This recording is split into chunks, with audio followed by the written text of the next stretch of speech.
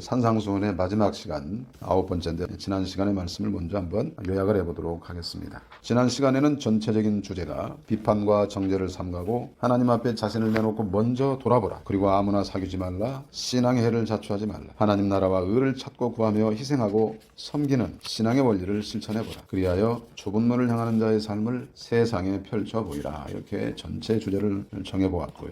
그리고 적용 부분에 있어서 비판과 정죄를 삼가하려면 자기보다 못난 사람이 없다는 걸 인식하면 된다. 이런 사람은 하나님 나라와 그 의를 구하는 기도자로서 이웃사랑을 실천하는 자이다. 쉽고 편한 길을 추구하지 않는다. 좁은 문으로 가는 자이다.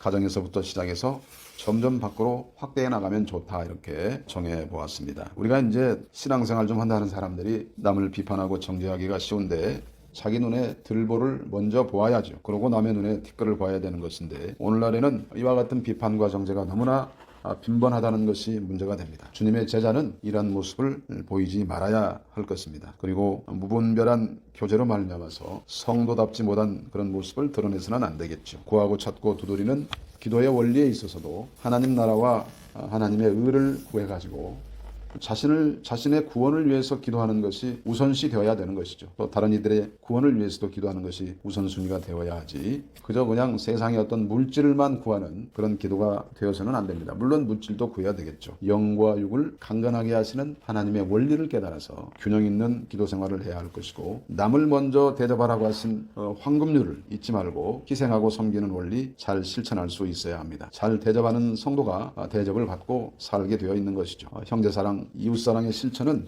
제자도의 기본이라고 하는 사실을 잊지 말아야 할 것이고요. 산상수훈의 결론 부분이라고 할 수 있는 좁은 문, 이거는 험한 길이죠. 이거를 가기 싫어해서야 어떻게 구원에 도달할 수가 있겠습니까? 승리의 면류관을 쓰기 위해서는 우리가 좁은 문을 마다하지 말아야 하는 것인데 이거는 그야말로 아버지의 뜻 가운데 실천해드리는 그런 삶이라고 하는 것을 알 수가 있습니다. 오늘 우리가 함께 나눠야 할 이 말씀, 열매로 알 수 있다고 하는 말씀이 바로 이것과도 연결이 되는 말씀이라고 하는 것을 먼저 말씀을 드립니다. 열매를 따라서 어떤 것이 좋은 나무이고 어떤 것이 나쁜 나무인가를 알 수가 있는 것처럼 거짓 선지자를 가려낼 수가 있다는 것. 오늘 첫 번째 열매로 할리라 하는 말씀을 쭉 살펴보면 나오게 되는 것인데 이 거짓 선지자라고 하는 것은 다른 말로 표현하면은 가짜 목사를 말하는 거 아니겠습니까? 또 가짜 성도 더 범위를 넓혀보면은 그렇게 말씀을 드릴 수가 있을 터인데 그거를 어떻게 알 수 있냐는 거예요. 그게 바로 열매로 알 수 있다는 거예요. 그럼 열매가 도대체 어떤 열매냐는 거예요. 그거를 오늘 이제 말씀을 나누게 될 것입니다. 결국은 아버지의 뜻대로 행하지 않는 자들은 열매가 없는 자라고 말씀을 드리는 것이죠. 그래서 아버지의 뜻대로 행하는 자는 결국은 모래 위에 집을 짓는 사람이 아니라 반석 위에 집을 짓는 사람이 아버지의 뜻대로 행하는 자라 이렇게 말씀을 하고 있어요. 그렇다면 아버지의 뜻이 무엇일까요? 바로 산상수훈에서 말씀하신 예수님의 가르침을 우리가 아버지의 뜻이라고 말씀을 할 수가 있는데 예수님을 뭐라고 말하고 있어요? 율법과 선지자의 성취라고 말씀을 하고 있지 않습니까? 그러니까 율법과 선지자라고 말하면은 이거는 구약 성경을 그 당시의 성경, 구약 성경을 말하는 것이기 때문에 성경에 게시된 모든 하나님의 말씀을 잘 지켜야 한다는 것, 전적으로 순종해야 한다는 것. 그리스도가 이루셨기 때문에 그리스도가 제시하는 산상수훈 이거를 적용해 가지고 잘 지켜내야 한다는 것입니다. 하늘나라 시민으로서 살아가기 위해서는 산상수훈을 통해서 우리 주님이 가르쳐 주신 그 귀한 말씀들을 잘 적용해 가지고 실천하는 것. 그 당시로 말하면 바리새인들이 드러내 보이던 의로움보다도 훨씬 더 높은 수준의 더 나은 의로움을 드러내면서 살아야 한다고 하는 것. 이것이 바로 아버지의 뜻대로 살아가는 것이다. 이렇게 말씀을 드릴 수가 있겠습니다. 한마디로 정리하면 소금과 빛의 역할을 잘 감당해야 한다. 그런 말인데 팔복에서 그리스도인으로서의 정체성을 제시를 했잖아요. 그래서 천국을 소유한 사람들이 누구냐면은 바로 성도들, 제자들이잖아요. 제자들은 하늘 시민이잖아요. 그런데 그 가치를 드러내지 못한다고 하는 것은 소금이 맛을 잃어버린 것이고 빛이 그 밝음을 잃어버린 것과 꺼진 등불이라고 말씀을 할 수가 있는 것이죠. 그렇기 때문에 하나님의 도우심, 성령의 인도하심을 따라서 실천해 나가야 한다라고 오늘 말씀이 우리에게 교훈을 주고 있는 겁니다. 그래서 먼저 15절부터 20절까지 말씀을 한번 살펴보는데요. 지금 좁은 문 다음의 이야기, 거짓 선지자에 관한 이야기입니다. 지금도 가짜 목사들이 많이 있지만은 예수님 당시에도 구약시대 예수님 이전에도 그야말로 이 거짓 선지자들의 문제는 아주 골치 아픈 문제였습니다. 이스라엘 공동체 내외에 들어와 가지고 이 사회에 혼란을 부추기던 사람들이 바로 거짓 선지자였단 말이에요. 그 신약 시대에도 교회 내에 거짓 선지자들이 매우 많았다고 하는 것을 성경 곳곳에서 기록을 하고 있는 걸 볼 수 있습니다. 우리 주님은 15절에서 지금 경고를 하고 계십니다. 거짓 선지자들을 삼가라. 양의 옷을 입고 너희에게 나오나 속에는 노략질하는 일이라. 그러니까 겉모습만 양이라는 거예요. 속에는 사나운 이리의 모습이라고 하는 것이죠. 그러니까 뭐예요? 해를 끼치고 파멸의 구렁텅이로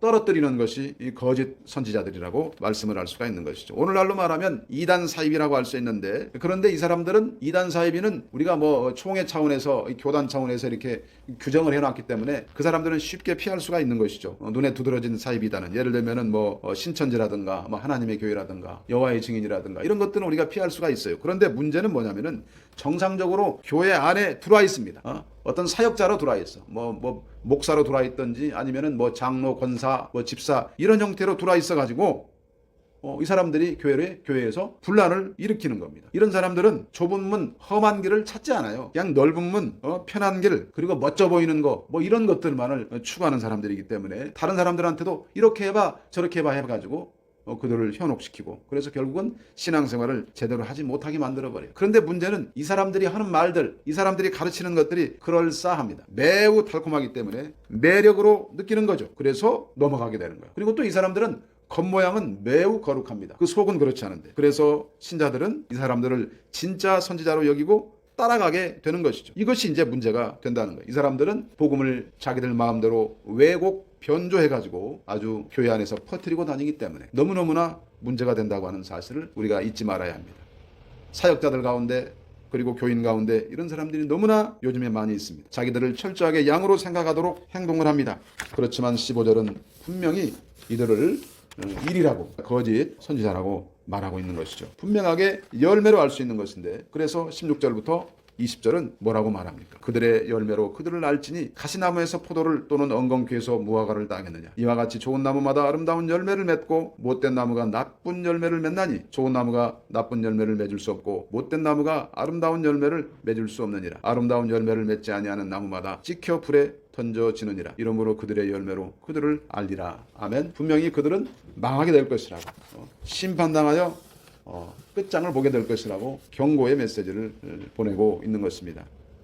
입술로 고백만 하는 사람들, 실천적으로 행동이 없는 사람들, 이런 사람들은 가짜라고 할 수 있다. 분명하게 말씀을 하고 있는 것이기 때문에 우리가 신앙 고백을 해놓고 살아가는 모습이 분명히 다르다면은 그거는 거짓 선지자, 거짓 성도, 거짓 목사, 거짓 장로, 거짓 권사, 거짓 집사, 이렇게 우리가 이해를 하고 그들을 가려내면 되겠습니다. 밥 속에서 우리가 돌 가려내듯이 이렇게 가려내면 됩니다. 그 다음에 두 번째로 이제 불법을 행하는 자를 말씀을 하는데, 이거 계속 이어지는 이야기예요. 21절부터 23절인데, 나더러 주여 주여 하는 자마다 다 천국에 들어갈 것이 아니요 다만 하늘에 계신 내 아버지의 뜻대로 행하는 자라야 들어가리라. 그날에 많은 사람이 나더러 이르되 주여 주여 우리가 주의 이름으로 선지자 노릇하며 주의 이름으로 귀신을 쫓아내며 주의 이름으로 많은 권능을 행하지 아니하였나이까 하리니, 그때 내가 그들에게 밝히 말하되 내가 너희를 도무지 알지 못하니 불법을 행하는 자들아 내게서 떠나가라 하리라. 아멘. 이 거짓 선지자들이 불법을 행한단 말이에요. 이 사람들이 불법을 행한다는 것은 문제가 있는 거 아니겠습니까? 세상에서도 불법이라면 이게 심판을 받잖아요. 근데 하나님의 일을 한다고 그러면서 불법을 한다는 거예요. 불법이라는 것은 뭐냐면 이 사람들이 예수님의 이름으로 한다고 할지라도 결국은 자기 자신들을 드러내는 거. 이게 이제 바로 불법을 행하는 것이라고 규정을 합니다. 이 사람들 지금 본문에서 뭐라고 말했어요? 예수님의 이름으로 귀신도 쫓고 병도 고친다고 말하니 얼마나 능력이 많냐는 거예요. 이거 보면은 성도들이 뿅 가겠어요? 안 가겠어요? 이런 사람들을 만나면. 교묘하게 가면을 쓴 사람들입니다. 요즘에 신비주의자들, 은사주의자들, 하나님의 말씀은 없고 좀 은사를 받아가지고 사역을 하고 다니는 사람들이 많이 있는데, 이런 사람들이 하나님 말씀을 잘 모르기 때문에 이처럼 불법을 행하는 자들이 되고 마는 겁니다. 성령 운동을 하는 분들 가운데 이런 사람들이 많이 있어요. 자신들의 믿음을 과시합니다. 진정성을 말해. 우리가 얼마나 믿음이 좋은지 보라고. 그러지만은 이 사람들은 불법을 행하는 자들이라고 성경은 규정하고 있는 거예요. 그렇기 때문에 그 사람들이 하나님을 얘기하고 예수님을 얘기하고, 그렇지만은 그 사람들이 믿는 하나님이 과연 우리가 믿는 하나님과 똑같은 하나님인가 하는 것을 따져보지 않을 수가 없는 거예요. 또한 그런 문제를 떠나서 그렇다고 이들이 하나님의 심판을 피할 수 있을까요? 없습니다. 왜? 불법을 행했기 때문에. 성도들의 눈과 귀를 속일 수는 있을지 모르지만은 하나님을 속일 수 없기 때문에 그렇습니다. 이들은 일방적으로 주님께 자신들이 얼마나 열심히 사역을 했는지 아느냐고 따지고 있어요. 하지만 주님은 뭐라고 말합니까? 내가 너희를 도무지 알지 못하니 불법을 행하는 자들아 내게서 떠나가라 이렇게 말씀하시지 않습니까? 그런데 이 사람들은 문제가 뭐냐면은 자신들이 한 일 가운데 뭐가 불법인지를 모른다는 사실이에요. 주님은 우리에게 말씀하셨잖아요. 그 열매의 기준에 대해서 말씀하셨잖아요. 주님의 이름으로 행하는 종교 활동이 아니라 하늘아버지의 뜻을 행하라고 말씀을 했어요. 다시 말하면은 천국에 입성하기 위해서는 자신의 신앙 행위가 하나님의 뜻에 맞는 것인가 확인하라는 거예요. 자기 자신의 뜻을 성취하려는 것임에도 하나님의 뜻이라고 착각할 수가 있어요. 어떤 사람들은 일부러 알면서도 속이는 사람들도 있죠. 예를 들면 이런 거예요. 오후는 보통 찬양 예배하잖아요. 그러면 찬양 예배할 때 보면은 그 찬양 팀들이 있어요. 연주자들이 있고. 그럼 막 그 앞에 나가서 막 한 30분, 40분 동안 이렇게 찬양 인도를 해요. 근데 그 사람들 가운데 나는 그런 모습들을 많이 봤어요. 공연을 해, 공연. 앞에서 쇼를 한다고, 쇼를. 그래가지고 얼마나 이쁘게 보이고 잘 보이는 그것만 하고 있는 거예요. 그래서 나중에 자기들 공연이 끝나고 나면 목사님의 말씀이 선포될 때는 다 밑에 내려가가지고 앉아서 꾸벅꾸벅 졸고 있어요. 이런 일들이 너무나 많이 있다고 하는 거예요. 하나님을 위한 예배가 아니라 자신들이 스포트라이트를 받기 위해서 예배위원으로 참여를 하는 거예요. 이거는 우리 주님을 왕으로 모시지 않는 행위죠. 은사는 소중합니다. 찬양의 은사든지 또는 무슨 기도의 은사든지 은사가 많은 건 좋아요. 치유의 은사든지 좋은데 그런 것들을 주님의 이름으로 행한다고 하면서 자기가 영광을 받아버리는 거예요. 사람들이 잘했다고 칭찬해주면 어깨가 으쓱으쓱 올라가고 완전 공연이야 공연. 이런 거는 꽝이라 그런 말이에요. 오직 하나님의 이름이 거룩히 여김을 받으셔야 한다는 사실. 따라서 예배를 포함해서 그 어떤 신앙의 행위라도 할지라도 예를 들면 구제 같은 것도 마찬가지겠지. 교회 안에서 봉사도 마찬가지일 것이고 그 뜻이 어디에 있느냐는 거예요. 그 뜻이 어디에 있느냐에 따라서 하나님 앞에 불법이 될 수도 있고 우리 주님이 말씀하신 더 나은 의의 실천이 될 수도 있다고 하는 사실. 그러니 그 경계가 아주 애매하다 이 말이에요. 그러니까 조금만 자칫 잘못하면 불법이 될 수도 있다고 하는 사실을 우리는 명심해야 됩니다. 우리도 그런 상황에 빠질 염려가 있다 그런 거예요. 하나님의 뜻대로 행하지 않는 모든 행위 그것이 무엇이든지 간에 불법이 될 수밖에 없다고 하는 거예요. 하나님이 기뻐하시지 않는 그래서 자기 뜻만 따르려고 하는 일방적인 종교 행위 이거는 하나님 앞에 죄가 된다는 사실을 알아야 합니다. 그러므로 하나님 나라는 더 나은 의가 시작이면서 그리고 또 목표가 되는 거예요. 다른 말로 표현하면 하나님 나라의 의는 그 결과는 더 나은 의가 되는 것이고 하나님 나라에 들어가기 위한 조건도 더 나은 의가 된다 그 말이에요. 그러니까 세상 사람들이 말하는 윤리, 세상 윤리, 그리고 인간적인 윤리, 지금 이 당시로 말하면은 바리새인들의 의보다도 훨씬 더 높은 수준의 의로움이 우리 제자들, 우리 성도들에게 있지 않고서는 결국 하나님 나라에 입성하기는 어렵다. 이렇게 결론을 내릴 수가 있는 것이죠. 그렇기 때문에 이제 세 번째 이야기는 반석 위에 집을 지어야 한다는 이야기로 전개가 됩니다. 24절부터 27절인데요. 그러므로 누구든지 나의 이 말을 듣고 행하는 자는 그 집을 반석 위에 지은 지혜로운 사람 같으리니 비가 내리고 창수가 나고 바람이 불어 그 집에 부딪히되 무너지지 아니하나니 이는 추추를 반석 위에 놓은 까닭이요 나의 이 말을 듣고 행하지 아니하는 자는 그 집을 모래 위에 지은 어리석은 사람 같으리니 비가 내리고 창수가 나고 바람이 불어 그 집에 부딪힘에 무너져 그 무너짐이 심하니라. 아멘. 이 두 건축가가 있잖아요. 집 짓는 사람이 두 사람이 등장을 하는데 아주 구체적으로 지금 예를 들고 있잖아요. 한 사람은 반석 위에다 짓고 한 사람은 모래 위에다 지었다. 그러면 뭐예요? 모래 위에 지은 집은 홍수와 바람에 견디지 못한다는 거예요. 그렇지만은 반석 위에 지은 집은 끄떡없다 그 말이죠. 이게 뭐예요? 행동으로 옮긴 지혜로운 사람. 하나님의 말씀, 우리 주님의 가르침을 듣고 아버지의 뜻대로 행하는 자. 그게 바로 반석 위에 집을 지은 사람이라고 이야기하고 있는 거예요. 지금 산상수훈에서 우리 주님이 가르쳐 주신 이 말씀들을 잘 들었잖아요. 이 들은 것을 듣고 깨달았다면 그대로 행해야 된다 그 말이에요. 그래야 진짜 성도라고 말하고 있는 이것이 바로 의로운 행위다. 그러니 이거는 지식의 문제가 아니에요. 성경 말씀을 얼마나 머릿속으로 많이 알고 있냐 이것이 문제가 아니에요. 신학적으로 어떤 학자가 어떻고 어떤 학자가 어떻고 하면서 칼빈이 어쩌고 루터가 어떻고 이런 지식이 풍부한 것과는 상관이 없어요. 몰라도 돼. 그거 알고서 하나님의 뜻대로 따르지 않는 사람은 문제가 있는 사람이지만 몰라도 이 산상수훈의 말씀을 붙들고 내가 이렇게 살아야 되겠구나. 정말 이렇게 하는 것이 하나님께 영광을 올려드리는 것이네. 깨닫고 살아가는 사람이 지혜로운 사람이고 똑똑한 사람. 그런데 오늘날에는 신학을 많이 배우고 성경을 많이 아는 사람일수록 이상하게 자기 합리와 변명에 능한 사람들이 많다고 하는 사실.